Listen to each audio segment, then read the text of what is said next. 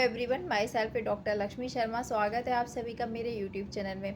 दोस्तों, आज हम बात करेंगे कि जो लोग अपना वज़न बढ़ाना चाहते हैं, जो लोग काफ़ी दुबले पतले हैं और अपना वज़न बढ़ाने के लिए बहुत सारे नुस्खे अपना चुके हैं, या तो बहुत सारे वो घरेलू तरीके से अपना वज़न बढ़ाने की कोशिश कर चुके हैं, या फिर काफ़ी सारी एलोपैथिक ट्रीटमेंट्स ले चुके हैं इसके लिए, या फिर अपने से काफ़ी सारी आयुर्वेदिक दवाइयाँ या ऐसे कई मल्टीविटामिन्स वगैरह ले चुके हैं जो कि उनको वेट गेन करने में हेल्पफुल होते हैं। लेकिन उसके बाद भी थोड़े टाइम के लिए उनका वज़न तो बढ़ जाता है, लेकिन फिर भी वो उसी कंडीशन में वापस आ जाते हैं। और काफ़ी सारे लोग ऐसे भी होते हैं जो स्टेरॉइड्स का मसल बनाने के लिए इस्तेमाल कर चुके हैं, लेकिन उसके बाद भी उनको थोड़े समय के लिए ही रिज़ल्ट मिलते हैं और वो वापस से उसी कंडीशन में आ जाते हैं। तो आज हम बात करेंगे कि इन्हीं कंडीशंस के बारे में कि किन किन कंडीशंस में अगर आपको जो है वेट गेन नहीं हो पाता है, ऐसी कौन कौन सी मेडिकल कंडीशंस होती हैं। इसके अलावा जानेंगे ऐसे कौन कौन से फैक्टर्स होते हैं जो आपके वेट गेन ना होने के लिए रिस्पॉन्सिबल होते हैं। साथ ही हम जानेंगे टॉप 3 बेस्ट होम्योपैथिक मेडिसिन के बारे में जो कि आपको वेट गेन करने में काफ़ी हेल्पफुल होती हैं। तो हम इन सभी को जानेंगे डिटेल्स में। दोस्तों, इसके पहले अगर आप मेरे चैनल पर नए हैं या वीडियो को अगर आप पहली बार देख रहे हैं तो बेल आइकन को प्रेस करके चैनल को सब्सक्राइब ज़रूर कर लें। वीडियो बहुत ही इंफॉर्मेटिव होने जा रहा है, इसलिए वीडियो को बिना स्किप किए एंड तक ज़रूर देखें। तो चलिए शुरू करते हैं। सबसे पहले दोस्तों हम बात करेंगे ऐसे कौन कौन से फैक्टर्स होते हैं जिनकी वजह से आपका वेट गेन नहीं हो पाता है और आपको वज़न बढ़ाने में समस्याएं होती हैं। सबसे पहले तो होता है जेनेटिक फैक्टर। अगर आपके पेरेंट्स की हिस्ट्री में अगर कोई दादा दादी या फिर आपके नाना नानी, चाचा चाची या आपके पेरेंट्स अगर दुबले पतले हैं, उनको भी वेट गेन ना होने की अगर प्रॉब्लम्स है तो आपको भी वेट गेन ना होने जैसी समस्याएं आ सकती हैं। तो ये जो जेनेटिक फैक्टर होता है, सबसे पहला फैक्टर होता है वेट गेन ना होने के लिए।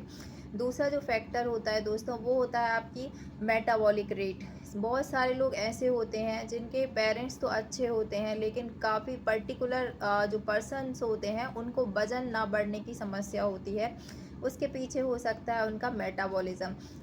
जनरली जो मेटाबॉलिज़्म के पीछे थ्योरी होती है कि अगर आपका मेटाबॉलिज़्म काफ़ी हाई होता है, यानी आपका डाइजेशन भी इसके कारण बहुत ज़्यादा फास्ट होता है, जिसके कारण आपको वेट गेन होने में प्रॉब्लम होती है, क्योंकि उससे आपकी बॉडी में मसल मास जो है या जो फैट सेल्स रहती हैं वो प्रॉपर तरीके से फंक्शनिंग में नहीं हो पाती हैं, जिसके कारण वज़न नहीं बढ़ पाता है।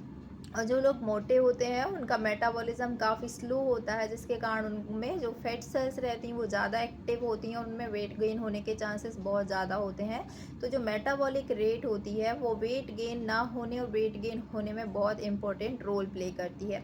तो अब हम जानेंगे तीसरा कारण, वो होता है कि मेडिकल कंडीशन। अगर आपको कोई ऐसी मेडिकल कंडीशन है, जैसे कि बहुत सारे लोग अपना थायराइड टेस्ट नहीं कराते हैं, तो काफ़ी सारे लोग ऐसे होते हैं जो कभी जिन्हें अनजाने में अगर थायराइड टेस्ट करा लेते हैं तो उनको हाइपरथायराइडिज्म की प्रॉब्लम्स अगर आती है, तो जिसके कारण भी उनमें वेट गेन ना होने की टेंडेंसी होती है। हाइपरथायराइडिज्म जो एक ऐसी कंडीशन होती है कि पहले तो एक आप नॉर्मल वेट में थे या ओवर वेट ही थे, लेकिन अचानक से कुछ सालों से ऐसी कंडीशन हो रही है कि आपका वज़न नहीं बढ़ पा रहा, तो इसके पीछे कारण हो सकता है हाइपरथायराइडिज्म। इसके लिए आप थायराइड जो प्रोफाइल है वो टेस्ट करा सकते हैं, जिसमें 3 टेस्ट होते हैं, जिसमें free T3, T4 and TSH, ये जो तीनों टेस्ट होते हैं उनकी आप रेंज से पता कर सकते हैं कि आपको हाइपो है या हाइपरथायराइडिज्म है।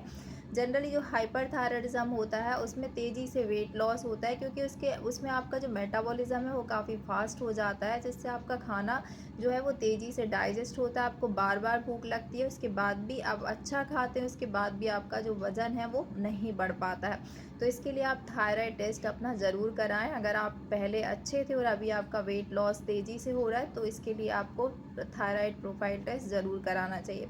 दूसरा एक मेडिकल कंडीशन होती है लिवर की कंडीशन। अगर आपको लिवर सिरोसिस है, काफ़ी सारे लोग ऐसे होते हैं जिनको नॉन एल्कोहलिक फैटी लिवर होता है, और काफ़ी सारे लोगों को एल्कोहलिक फैटी लिवर भी होता है, और कई बार हम इस पे ध्यान नहीं देते हैं और लिवर सिरोसिस में कन्वर्ट होने लगता है। तो इसके कारण भी काफ़ी सारे लोगों को जो भूख प्रॉपर नहीं लगती है और उनके लिवर में एबनॉर्मलिटीज़ होती हैं। जैसे कि काफ़ी सारे लोग ऐसे होते हैं जिनको जॉन्डिस हुआ है, हेपेटाइटिस हुआ है, उसके बाद वो अनदेखा करते हैं और अपने लिवर फंक्शनिंग टेस्ट को नहीं कराते हैं।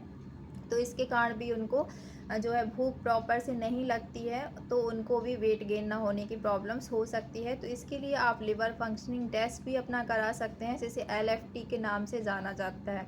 तीसरी जो प्रॉब्लम्स हो सकती है, किडनी प्रॉब्लम। काफ़ी सारे लोग ऐसे होते हैं जिनको किडनी में प्रॉब्लम्स होती है, जैसे उनका क्रिएटिनिन बढ़ा है या यूरिया बढ़ा है, तो किडनी फंक्शन प्रॉपर ना होने के कारण भी वेट गेन ना होने की टेंडेंसी उनमें होती है। तो इसके लिए आप किडनी फंक्शनिंग टेस्ट जो होता है, KFT जिसे कहते हैं, वो ज़रूर कराएं आप। अगर आपको कोई किडनी का डाउट है, लिवर का डाउट है, थायराइड का डाउट है, तो आप TS जो thyroid profile, liver profile and kidney profile आप तीनों कराएं। इससे भी आप अपनी मेडिकल कंडीशन को डायग्नोस कर सकते हैं। चौथा जो कारण होता है दोस्तों, वो होता है माल न्यूट्रिशन। बहुत सारे लोग ऐसे होते हैं जो खाना तो पेट भर के खाते हैं, लेकिन वो उसमें न्यूट्रिशनल डेफिशिएंसी होती है। काफ़ी सारे लोग प्रोटीन नहीं लेते हैं या कार्ब की डेफिशिएंसी होती है। कुछ लोग कार्ब डाइट यानी मीठा खाना भी पसंद नहीं करते, इवन वो डायबिटिक नहीं होते हैं और कई बार वो मीठा खाना भी पसंद नहीं करते, जिससे भी उनको वेट गेन करने में प्रॉब्लम्स होती है। और इवन न्यूट्रिशनल डेफिशिएंसी से भी, अगर जैसे आप दाल चावल ही अकेला खाते हैं या आप सैलेड वगैरह नहीं लेते, आप वेजिटेबल्स या फ्रूट्स नहीं लेते हैं अपनी डाइट में, तो इसके कारण आपको न्यूट्रिशनल डेफिशिएंसी भी हो सकती है, जिसके कारण भी आपको वेट गेन ना होने की प्रॉब्लम हो सकती है। तो इसके लिए आपको अपनी प्रॉपर डाइट जो है वो ज़रूर फॉलो करना चाहिए अगर आप वेट गेन करना चाहते हैं तो। एक और इसका कारण हो सकता है कि वो काफ़ी सारे लोग प्रॉपर डाइट लेते हैं, लेकिन उनका जो फिज़िकल वर्कआउट इतना ज़्यादा होता है या जो डेली रूटीन होता है, वो बहुत ज़्यादा मेहनत का काम करते हैं, जिसके कारण जो है उनमें जो फैट स्टोर ना होने की टेंडेंसी होती है और उनका वेट गेन नहीं हो पाता। तो ये भी एक कारण हो सकता है वज़न ना बढ़ने का। तो दोस्तों, ये सभी जो फैक्टर्स होते हैं, जैसे कि जेनेटिक फैक्टर है, मेटाबॉलिज्म रेट है, और साथ में आपका जो मेडिकल कंडीशंस हैं, या फिर आपको माल न्यूट्रिशन है, या फिर आपका जो है आप जो फिज़िकल एक्टिविटीज़ ज़्यादा है, तो ये सभी जो 4 से 5 कारण हो सकते हैं आपके वेट गेन ना होने के। तो अगर आपको इनमें से कोई भी रीज़न समझ में आते हैं, तो आप ज़रूर उसको खुद से करेक्ट करने की कोशिश करें, तो इससे भी आपको काफ़ी अच्छे रिजल्ट मिल सकते हैं। जानेंगे दोस्तों हम टॉप 3 बेस्ट होम्योपैथिक मेडिसिन के बारे में, जो आपको वेट गेन करने में काफ़ी हेल्पफुल हो सकती हैं। आप अपने लक्षणों के आधार पर इन मेडिसिन का चयन कर सकते हैं। इवन आप किसी फिजिशियन या चिकित्सक के निर्देश के अनुसार ही इन मेडिसिन को अगर लेंगे, तो आपके लिए काफ़ी बेनिफिशियल होगा। सबसे पहली जो मेडिसिन है वेट गेन के लिए, वो है एब्रोटेनम। एब्रोटेनम होम्योपैथिक मेडिसिन काफ़ी हेल्पफुल होती है उन लोगों के लिए जो माल नरिश्ड बच्चे होते हैं, जिनको न्यूट्रिशनल डेफिशिएंसी होती है, जिसके कारण से उनका वेट गेन नहीं हो पाता। या जो काफ़ी बड़े लोग भी ऐसे होते हैं जो जैसे कोई जॉब करते हैं या फिर कोई ऐसा काम करते हैं कि उनको हड़बड़ी में वो खाना खाते हैं, जिससे उनको न्यूट्रिशन जो है वो प्रॉपर तरीके से नहीं ले पाते हैं। उनको प्रॉपर जो वेजिटेबल्स है, प्रॉपर डाइट लेना चाहिए, वो अगर प्रॉपर से नहीं लेते हैं, जिसके कारण उनको वेट गेन होने में प्रॉब्लम्स होती है। इवन उनके जो हाथ पैर होते हैं काफ़ी पतले होते हैं, पेट अंदर की तरफ धंसा हुआ रहता है, चेहरा जो है काफ़ी, गाल वगैरह पिचके रहते हैं, और इवन अच्छा खाना लेते हैं उसके बाद भी उनका वेट गेन नहीं हो पा रहा। तो एब्रोटेनम जो होम्योपैथिक मेडिसिन है, वहाँ पे काफ़ी अच्छा काम करती है। इस एब्रोटेनम होम्योपैथिक मेडिसिन्स के प्रयोग से आपका जो न्यूट्रिशन है, उसकी जो न्यूट्रिशनल जो खाना आप लेते हैं, उसकी न्यूट्रिशनल वैल्यू को भी ये इम्प्रूव करता है। यानी आपको न्यूट्रिशन के एब्जॉर्प्शन में ये मेडिसिन काफ़ी हेल्पफुल होती है। साथ ही जो बच्चे हैं छोटे, जिनका वज़न नहीं बढ़ता है, काफ़ी सारे पेरेंट्स कंप्लेन करते हैं कि हमारे बच्चे को अच्छा खाना खाता है, फिर भी इसको वेट गेन ना होने की टेंडेंसी है, या ये बहुत शुरू से बचपन से दुबला पतला है, इसका वज़न ही नहीं बढ़ता है, या बड़े लोगों में इस तरह की प्रवृत्ति होती है। तो ये जो मेडिसिन है, उनमें न्यूट्रिशनल डेफिशिएंसी को भी करेक्ट करने में हेल्पफुल होती है। साथ ही वेट गेन के लिए भी मेडिसिन काफ़ी अच्छी होती है। तो जो छोटे बच्चे होते हैं 5 साल से कम उम्र के, उनके लिए आप इस मेडिसिन को, एब्रोटेनम को 30 पावर में इस्तेमाल करें। एब्रोटेनम 30 CH में अवेलेबल होती है।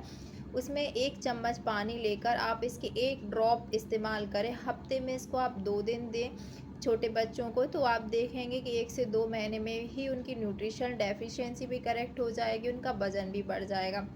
इवन बड़े लोगों में इस मेडिसिन को भी आप अगर 30 पावर में इस्तेमाल करते हैं तो आप डेली जो है 2 ड्रॉप्स इसको डायरेक्ट टंग पर ले सकते हैं। अगर आपको ये सूटेबल नहीं लगता इस तरीके से लेना, तो आप 1 चम्मच पानी, आप 1 टेबल स्पून पानी ले सकते हैं, उसमें 2 ड्रॉप इस मेडिसिन की आप ऐड कर सकते हैं और इसको खाली पेट इस्तेमाल करें, या फिर खाने के आधा घंटे पहले भी आप इस मेडिसिन को इस्तेमाल कर सकते हैं। या फिर आप अगर वीकली इस मेडिसिन को इस्तेमाल करना चाहते हैं, हफ्ते में 1 बार, तो एब्रेटिनम 200 आप इस मेडिसिन का इस्तेमाल करें और हफ्ते में आप कोई 2 दिन डिसाइड कर लें। आप बुधवार या फिर संडे को आप लेना चाहते हैं तो वेडनेसडे और संडे को आप इस्तेमाल कर सकते हैं। 2 ड्रॉप डायरेक्ट आपको टंग पे लेना है, एम्प्टी स्टमक यानी खाली पेट इस्तेमाल कर सकते हैं, या फिर आप इसको खाने के आधा घंटे पहले इस्तेमाल कर सकते हैं। तो इस तरह से आप 30 पावर का सिलेक्शन कर सकते हैं। 200 का अगर 200 लेते हैं तो आप वीक में 2 बार इस्तेमाल करें, और अगर आप एब्रोटिनम 30 पोटेंसी में इस्तेमाल करते हैं तो इसको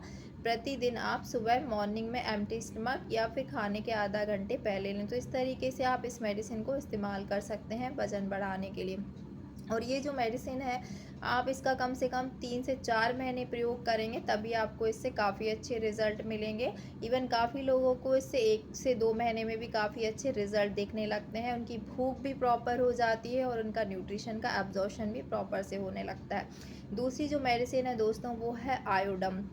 आयोडम जो होम्योपैथिक मेडिसिन है, इसको आप बच्चे हों या बड़े हों, उनमें या तो आपको हाइपरथायराइडिज्म की कंडीशन है, आपका जो मेटाबॉलिज्म है काफ़ी फास्ट होता है हाइपरथायराइडिज्म में, तो आप हाइपरथायराइडिज्म में भी इस मेडिसिन को इस्तेमाल कर सकते हैं, जिसके कारण हाइपरथायराइडिज्म में भी काफ़ी लोगों का वेट गेन नहीं हो पाता। तो इससे आपकी हाइपरथायराइडिज्म में जो TSH का लेवल है वो भी नॉर्मलाइज हो जाता है, यानी आपकी थायराइड ग्लैंड पे भी अच्छा एक्शन करती है।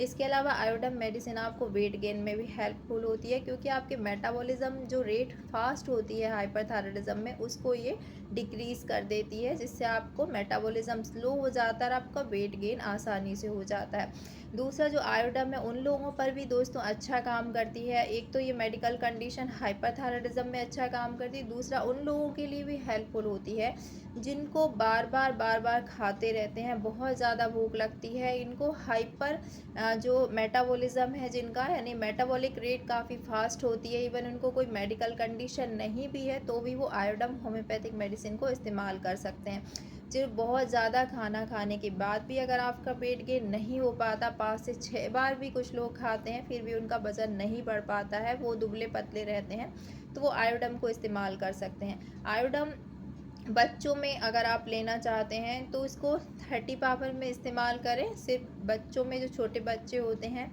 उनमें, जो 10 साल से कम उम्र के बच्चे हैं, 1 ड्रॉप आपको लेना है हफ्ते में 2 बार। इसको आप 1 चम्मच पानी में ऐड करके 1 बूंद इसकी ऐड करके दबा के ले सकते हैं हफ्ते में 2 बार। और बड़ों में आप इसको 2 ड्रॉप 1 चम्मच पानी में ऐड करके इस्तेमाल कर सकते हैं हफ्ते में 2 बार। इसको 200 पावर में आपको आयोडम को बड़े लोगों के लिए इस्तेमाल करना है, और हफ्ते में केवल आप या डायरेक्ट ऑन टंग 2 ड्रॉप ले सकते हैं, या आप 1 चम्मच पानी में ऐड करके भी इस मेडिसिन का इस्तेमाल कर सकते हैं। तो इस तरह से आयोडम को आपको प्रयोग करना है। इस मेडिसिन को भी आप 2 से 3 महीने इस्तेमाल करें हफ्ते में 2 बार, तो आपको काफ़ी अच्छे रिजल्ट मिलेंगे और आपका वेट गेन हो जाएगा। तीसरी जो मेडिसिन है दोस्तों, इसको आप हर प्रकार की कंडीशन में इस्तेमाल कर सकते हैं। चाहे आपको कोई मेडिकल कंडीशन है तो भी आप अल्फ़ा जो मदर टिंचर है उसको इस्तेमाल कर सकते हैं, या आपको मेडिकल कंडीशन नहीं है, आपका वज़न किसी भी अन्य कारण से नहीं बढ़ रहा है, या नॉर्मली आपका वेट गेन नहीं हो रहा, तो भी आप इस अल्फ़ा मदर टिंचर का इस्तेमाल कर सकते हैं।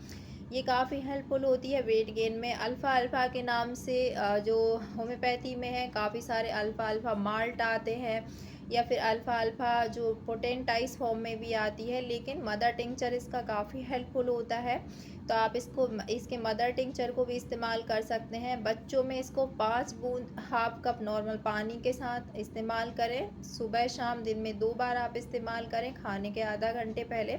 और बड़ों में भी आप इसको खाने के आधा घंटे पहले 10 बूंद सुबह शाम दिन में 2 बार आप इस्तेमाल कर सकते हैं।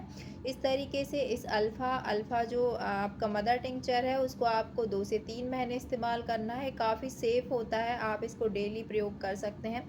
तो इस तरीके से 2 से 3 महीने आपको अल्फ़ा अल्फ़ा मदर टिंचर का भी इस्तेमाल करना है। तो अगर आप एब्रोटेनम ले रहे हैं अपने लक्षणों के आधार पर, तो भी आप उसके साथ में अल्फ़ा अल्फ़ा मदर टिंचर को इस्तेमाल कर सकते हैं। अगर आप आयोडम होम्योपैथिक मेडिसिन ले रहे हैं, चाहे आपको हाइपरथायरायडिज़्म की प्रॉब्लम है, चाहे आप बार-बार खाते हैं फिर भी वज़न नहीं बढ़ता, अगर ऐसी प्रॉब्लम है तो भी आप आयोडम मेडिसिन का इस्तेमाल अगर कर रहे हैं अपने लक्षणों के आधार पर, तो साथ में आप अल्फ़ा अल्फ़ा मदर टिंचर को भी ले सकते हैं। तो आप एब्रोटेनम के साथ, आयोडीनम के साथ अल्फ़ा अल्फ़ा मदर टिंचर का भी इस्तेमाल साथ में कर सकते हैं। ये काफ़ी सेफ़ मेडिसिन होती है।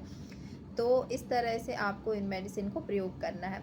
अगर आपकी कोई भी क्वेरीज़ है, अगर आपको कोई भी कन्फ्यूज़न है मेडिसिन से रिलेटेड, तो आप कमेंट सेक्शन में मुझसे पूछ सकते हैं। मैं आपको रिप्लाई करके सभी आपके जो भी सवाल होते हैं उनके जवाब देने की कोशिश करूँगी। मुझे उम्मीद है दोस्तों आप आज का ये वीडियो आपको ज़रूर पसंद आया होगा। वीडियो अगर पसंद आए तो वीडियो को लाइक शेयर करना ना भूलें, और अगर आपने मेरे चैनल को सब्सक्राइब नहीं किया है तो इसी तरह के और अपडेट्स पाने के लिए चैनल को सब्सक्राइब ज़रूर कर लें। मिलते हैं नेक्स्ट वीडियो में इसी तरह के और अपडेट्स के साथ। तब तक के लिए bye bye. Thanks for watching.